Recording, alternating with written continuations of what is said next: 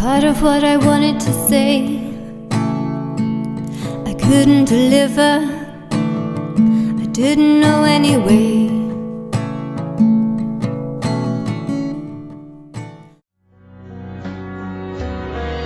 Such a bittersweet taste, such a perfect waste, oh, hiding in the back of my conscious state. Such a wonderful sound, such a beautiful way to hit the ground. I hear you call through the echoes of my mind.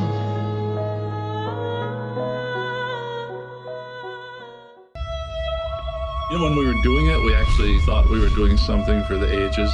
I thought, why not mix the real world of psychic research and make it good old-fashioned ghost comedy? I think we fully believed that we were going to carve out a little niche in film history. Hi there, I'm Corinna from the Fan Carpet, and we're here at the BFI in Waterloo to celebrate the premiere of Cleaning Up the Town, Remembering Ghostbusters, a fabulous brand new documentary that uncovers some of the secrets and some of the things you would have never known about this iconic movie, and I can't wait to watch it. Corinna from the Fan Carpet. Hi, Corinna. How's it going? Absolutely fine and dandy. I recognise you from somewhere. I don't know where. If I was to put a camera kind of like there, and you kind of see this, and you see that.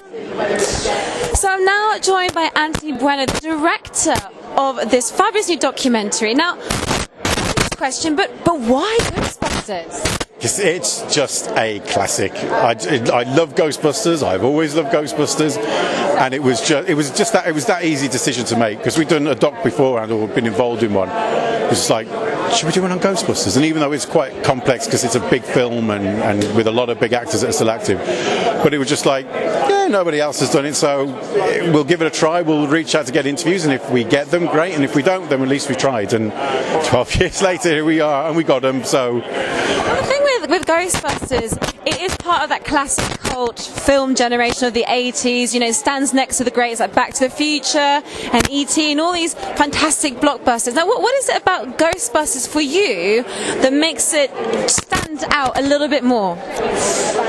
oh, I think a lot about it. It was quite new at the time, and I was just the right age range. I was like 10 when it first came out, and it was just, and there's a few people that we'd interviewed, funnily enough, that said like this was like their Star Wars. Like Star Wars had kind of been and gone by that point, just about, and they weren't around when it initially started, whereas Ghostbusters was there right at the beginning for their kind of like initiation into cinema. But there is just something about all of them and how. And they all kind of like, how they all gel together, like all those actors on screen, and whether it's the leads or the supporting cast, everyone has something to contribute to the film. And like years later, when I've done like film studies, you realise every beat of the film moves the story along more. And that was it. For as much as I loved E.T., I'm getting quite giddy, and I remember jumping out of my seat when they took off in their bikes. Anyway, that was me. I don't know what it was exactly about Ghostbusters then, but it was just.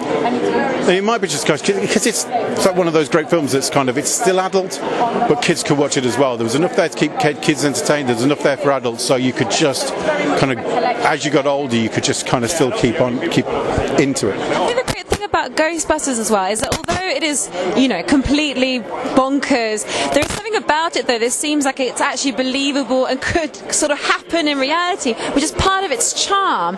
So for you, when you were doing this documentary, what is it you were trying to showcase? What is it you want people to take away from it? It was. Excuse me. So Ghost caught your throat? It's actually, I thought having a bottle of cold water was such a good idea before this. It really wasn't a good idea at all. I should know better. It was. The main thing we wanted people to take away was just like this is what goes into making a film, and it wasn't about just getting all the lead cast and everyone was asking about Bill Murray. That was always like the question about Bill Murray, would you get him? And even when before we started, people said we wouldn't get him, but it was always a case of, well, it doesn't matter. To me, it doesn't make any. It'd be great if we got him, it'd be fantastic, and he is a big presence on screen, but he isn't the central reason why that film works. He's just one of many people that that makes that film.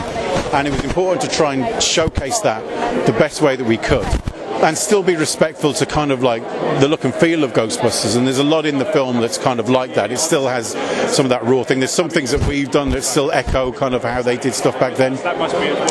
But it was just a case of being able to, these are the people, these are the personalities.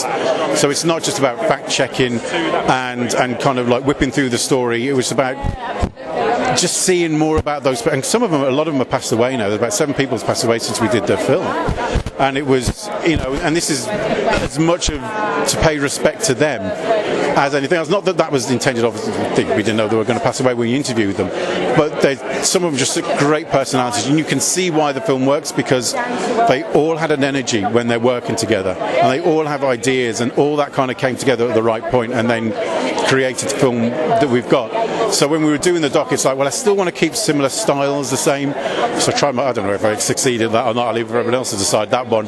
But it was really important to see those personalities of everyone, which I'm hoping we've been able to pull off. I can't wait to see it. It's been 12 years in the making. So thank you so much for chatting with us this evening. I can't wait. Thank you. Lovely to meet you. Yes, absolutely. Take care. And congratulations. Thank you very much. Thank you. We've had a wonderful time here this evening at the premiere of Cleaning Up the Town, Remembering Ghostbusters. Now, if you are a fan of Ghostbusters, or just indeed any 80s cult classic movie, this is a great documentary to go and watch. So check out the listings at a theatre near you. And remember to follow us on Facebook, Twitter and Instagram. I've been Corinna from the Fan Carpet, and check it out next time. Oh my God, am I going to have another John Candy conversation? There's no life like making movies. Who are these Ghostbusters? I mean, come on.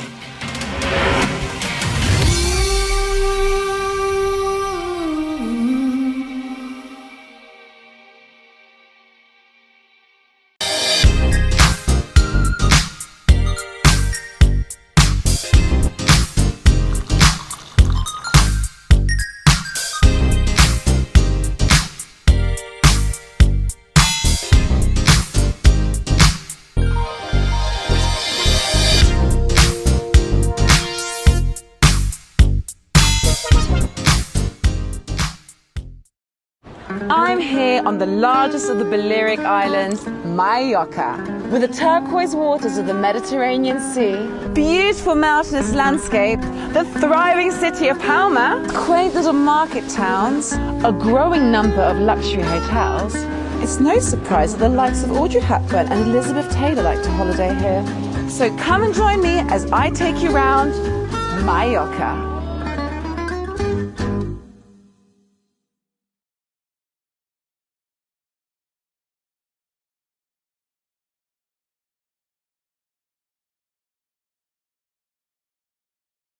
Thank you for watching The Fan Carpet. If you like this video, be sure to click that thumbs up button at the bottom of your screen.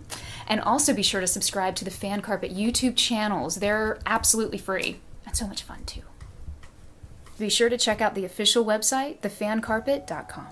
Also, you can follow us on Facebook, Twitter, and Instagram to stay up to date with reviews, competitions, the latest news, and so much more.